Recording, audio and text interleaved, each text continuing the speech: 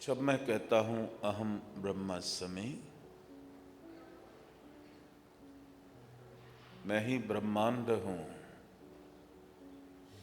तो भगवान मेरे भीतर है, बाहर नहीं। शिव मेरे भीतर है, बाहर नहीं।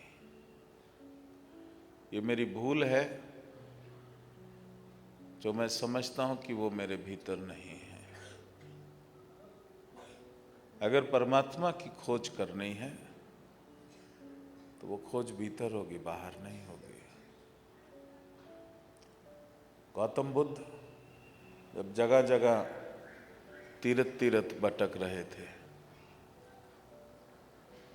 तो किसी ने, एक सिद्ध ने आकर के बोला कि जैसे मृग बन बन भटकता है कस्तूरी की सुगंध सूंघ के, उसको पाने के लिए, उसको खोजने के लिए, वैसे तू ही भटक रहा है। जिसको तू खोज रहा है वो तो तेरे भीतर है। भागना बंद कर दे और शांत होके बैठ और उसको अपने भीतर खोज। उसी तरीके से अगर तुम्हारा इष्ट है, तुम्हारे भीतर अगर प्रगाढ़ भक्ति है,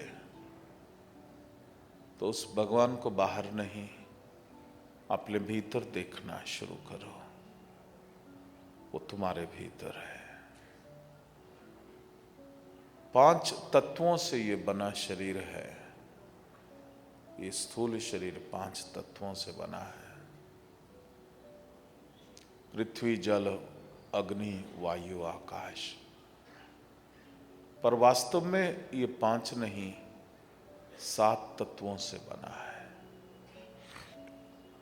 छठा तत्व है गुरु तत्व और 7वां है परम तत्व। तुम्हारे भीतर पृथ्वी समाई है, तुम्हारे भीतर जल समाया है, तुम्हारे भीतर अग्नि समाई है, तुम्हारे भीतर वायु और आकाश समाया है।